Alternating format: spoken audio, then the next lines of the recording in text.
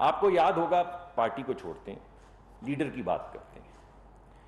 آپ کو یاد ہوگا کہ سارے کہتے تھے کہ ان کے اے ٹی ایم ہیں، اور پھر نام بھی لیے جاتے تھے مختلف اشخاص کے. ہم بھی لیتے رہے کہ ان کی پارٹی کے بھی لوگ جو ناراض ہو کے جاتے رہے وہ اے ٹی ایمز کے نام لیتے رہے، ہم اکیلے نہیں تھے. لیکن اس فیصلے سے ثابت یہ ہوا کہ یہ اے ٹی ایم صرف پاکستان کے نہیں ہیں، یہ بیرونی اے ٹی ایم بھی ہیں. یہ تمام جو آپ کے سامنے مسودہ آیا ہے جس میں تمام نام لکھے پڑے ہیں، وہ آپ کو صرف ایک بات بتا رہے ہیں کہ پاکستان کا وزیر اعظم، پی ٹی آئی کا سربراہ، اس کے اے ٹی ایم صرف لوکل نہیں ہیں، پاکستانی نہیں ہیں، بلکہ بین الاقوامی بیرونی اے ٹی ایم ہیں ان کے. اور جو ہم کہتے تھے نا یہ کٹ پتلی ہیں، آپ کو یاد ہوگا، روز فلور پہ کوئی کہتا تھا کٹ پتلی کٹ پتلی کٹ پتلی حکومت، کٹ پتلی وزیر اعظم. اب پتہ چل گیا کس کے کٹ پتلی تھے، اب آپ کے سامنے آ گیا نا. کیونکہ ہم بھی یہی سمجھتے رہے یہ ہمارے ہی ہاتھوں پہ آلے، یہاں ادھر ادھر دائیں بائیں سے کسی کی کٹ پتلی ہیں. نہیں بھائی، یہ تو ایک بین الاقوامی کٹ پتلی ہیں، یہ تو بیرونی طاقتوں کے ہاتھوں میں کٹ پتلی ہیں.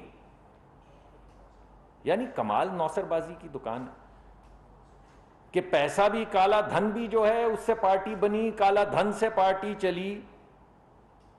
کمال نوسر بازی ہے کہ آپ شوکت خانم کے نام پہ لیں چندہ، یعنی اہتمام کریں، لوگوں کو انویٹیشن بھیجیں کہ کار خیر کے لیے، اللہ کی راہ میں کام کرنے کے لیے پیسے اکٹھے کیے جا رہے ہیں.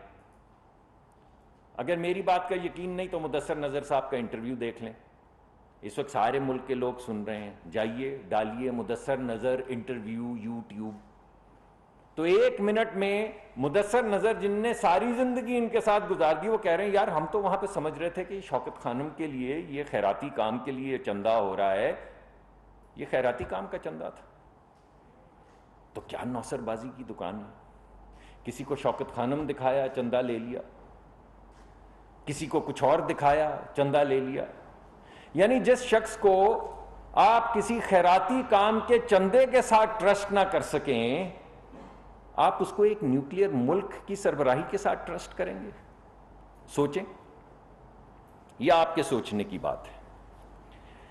میں تو یہ کہوں گا کہ وہ جو ٹرسٹی ہیں، وہ ٹرسٹی فرائیڈے شوکت خانم کے ٹرسٹیز کی بات کر رہا ہوں، وہ ٹرسٹیز جو ہیں وہ ذرا رپورٹ پڑھیں، وہ کتاب پڑھیں، دا کی مین کتاب پڑھیں.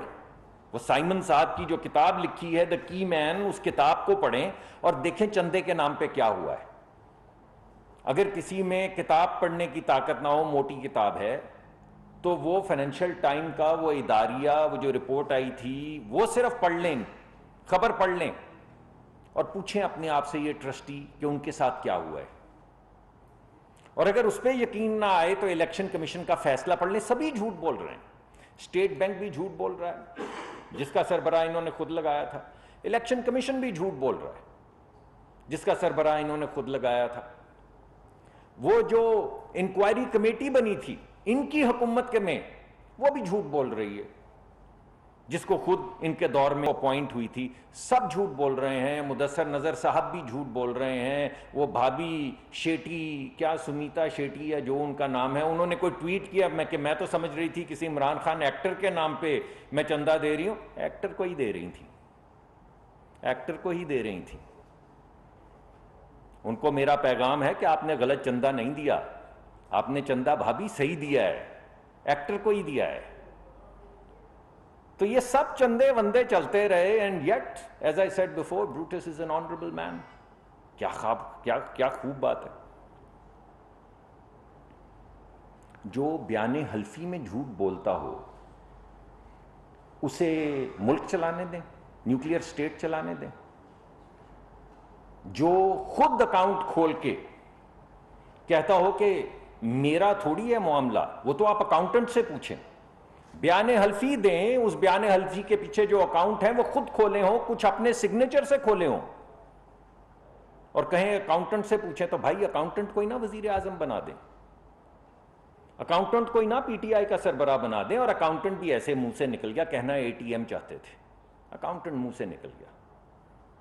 تو اے ٹی ایم کو بنا دیں پارٹی کا سربراہ، یا اکاؤنٹنٹ کو بنا دیں ملک کا وزیر اعظم. ان سے نہیں پوچھیں کیونکہ یہ تو صاف چلے، شفاف چلے. سب جھوٹ بولتے ہیں، اسٹیٹ بینک بھی جھوٹ بولتا ہے، الیکشن کمیشن بھی جھوٹ بولتا ہے، وہ فرائیڈے وہ کیا تھی وہ فائنینشیل ٹائمز والا بھی جھوٹ بولتا ہے، کی مین کی کتاب بھی جھوٹ بولتی ہے، جو فیصلہ آیا ہے وہ بھی جھوٹ بولتا ہے، ان کی اپنی پارٹی کے سیکرٹری جنرل جو 8 سال سے واویلا مچا رہے وہ بھی جھوٹ بولتے ہیں، جو ان کی پارٹی چھوڑ کے وہ بھی جھوٹ بولتے. صرف ایک سچا آدمی، صادق اور امین، جو کہتا ہے کہ وہ میں نے تو بیان حلفی دیا لیکن میرے اکاؤنٹنٹ سے پوچھ لیں. تو نواز شریف کے بھی اکاؤنٹنٹ سے پوچھ لیتے بھائی. اس وقت تو آپ نے کہا کہ کمال ہے، اپنے بیٹے سے لے سکتے تھے تنخواہ، نہیں لی تو کیا ہوا، مگر لے سکتے تھے، یہ ویلتھ ہے. آپ نے ویلتھ چھپائی، یعنی اپنے بیٹے سے پیسے نہیں لیے تو ویلتھ بن گئی، وہ نہیں لیے تو ویلتھ بن گئی، اور وہ ویلتھ رپورٹ نہیں کی تو اب آپ صادق اور امین نہیں رہے، بیان حلفی ہے یہ. اب آپ ملک کے وزیر اعظم نہیں رہے، پارٹی کے سربراہ نہیں رہے، اور یہاں پہ کیا نوٹنکی ہے. کبھی دیکھی آپ نے ایسی نوٹنکی؟ کبھی سنی؟ خیر کیا کریں.